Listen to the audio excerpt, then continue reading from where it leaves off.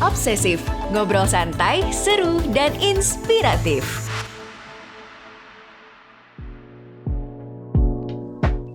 Halo teman-teman Obsesif, balik lagi nih di podcast Obsesif masih bersama HRD Bacot. Setelah episode lalu kita ngomongin berbagai kasus dan fenomena orang dalam. Nah, di kesempatan kali ini kita akan ngebahas hal yang tabu tapi lagi rame banget, yaitu fenomena double intern. Bolehkah kita magang di lebih dari satu tempat? Apa aja alasan teman-teman undergraduate untuk magang di lebih dari satu tempat? Dan apakah fenomena ini memang disebut ambis atau terkesan rakus? Penasaran kelanjutannya? Nah, sebelum kita spill bareng-bareng, jangan lupa untuk follow, nyalakan notifikasi, serta beri rating terbaikmu untuk podcast Obsesif di Spotify ya. Dengarkan percakapan Wisnu Nugroho, jurnalis dan pemimpin redaksi Kompas.com dengan tokoh-tokoh yang menggulati hidup dengan gigih, serta kisah tentang pengalaman berkesadaran yang menggugah hati. Hanya di podcast Beginu, bukan begini, bukan begitu.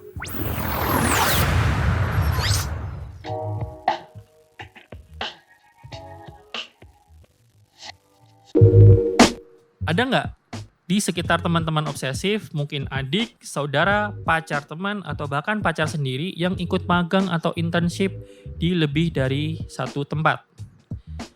Fenomena double intern itu banyak ditanyakan di DM-DM Mincot. Tapi untuk memulai pembahasan ini, Mincot akan jelasin dulu apa yang seharusnya jadi fokus para undergraduate atau fresh graduate dalam menjalani magang. Hingga akhirnya menjawab pertanyaan, boleh nggak sih kita ikut magang lebih di satu tempat? Magang atau internship sewajarnya dapat dipahami sebagai sebuah program khusus baik untuk undergraduate maupun fresh graduate.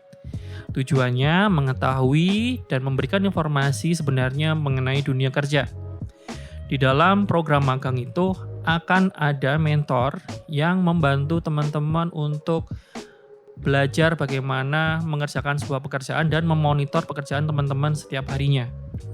Ini dilakukan untuk memberikan pandangan dunia kerja yang profesional, agar nantinya teman-teman obsesif ketika sudah lulus bisa memahami apa yang harus dilakukan saat melamar kerja atau memulai bekerja. Nah, program magang biasanya punya working hours minimal 20 jam per minggu. Kalau di startup biasanya lebih gede lagi tuh, antara 24-36 jam per minggu. Bahkan, di sebagian perusahaan yang udah settle, program magang itu disetarakan dengan karyawan reguler yang memiliki waktu kerja per minggunya antara 40-50 jam. Tentunya ini didasarkan pada setiap posisi dan jenis program internship yang dijalani. Selain itu, workload atau beban kerja juga harus diperhatikan. Walaupun cuma intern, kadang perusahaan juga memberikan workload setara dengan karyawan reguler. Nah, kalau ini sih lebih kepada perusahaannya yang nggak mau rugi aja ya. Ya nggak sih? Jadi, instead of hiring karyawan reguler, mending cari magang aja, murah. So, teman-teman obsesif harus juga jeli soal hal ini. Oke, sekarang baru kita bahas fenomena double intern. Pada dasarnya, bekerja di dua tempat itu tidak diperbolehkan. Aturan perusahaan mengatur hal tersebut karena berkaitan dengan kerahasiaan dokumen perusahaan. Selain itu, jam kerja masing-masing perusahaan itu kurang lebih start di waktu yang sama. Otomatis, bila kalian double intern, pasti waktu kerjanya akan bentrok. Nah, belum lagi bentrok juga soal kegiatan pribadi kalian seperti kuliah, kapan ngewibu, kapan ngebucin, dan kapan main ke kosan pacar. Kalau dihitung-hitung lagi, tentunya double intern lebih costly, baik secara penghasilan, waktu, pikiran, dan fisik. Sebesar-besarnya fee intern itu sekitar 50-75% UMP atau upah minimum provinsi. Kalau double intern artinya waktu 24-36 jam per minggu itu dikali dengan intern di beberapa tempat. Sedangkan kalau kalian full time itu dengan gaji 2 kali UMP itu dibatasi kerjanya 40-52 jam per minggu.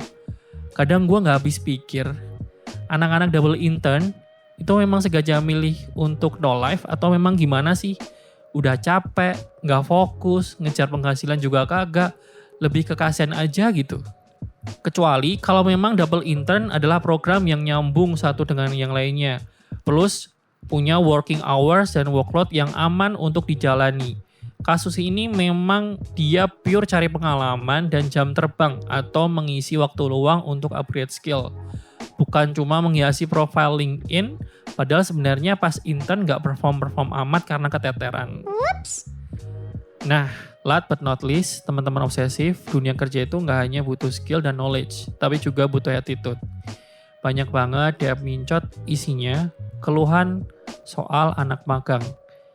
Yang mana mereka punya sikap buruk saat magang.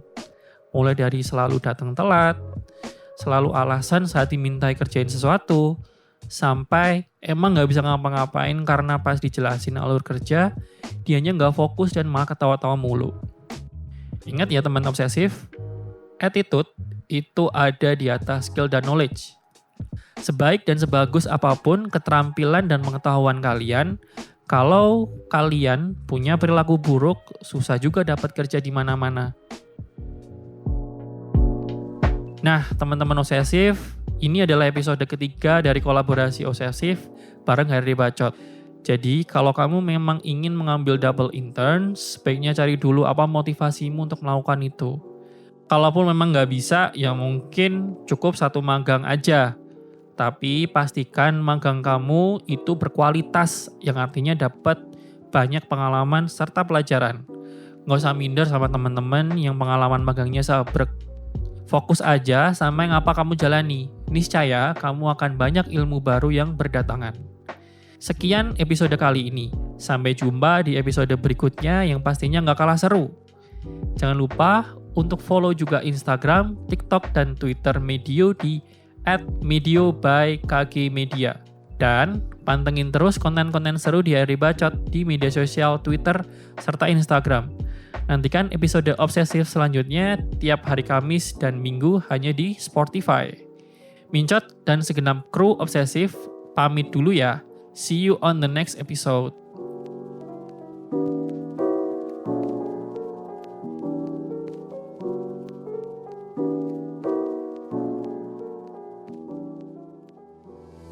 Terima kasih sudah setia mendengarkan Obsesif, ngobrol santai, seru, dan inspiratif. Jangan lupa untuk dengerin episode selanjutnya ya.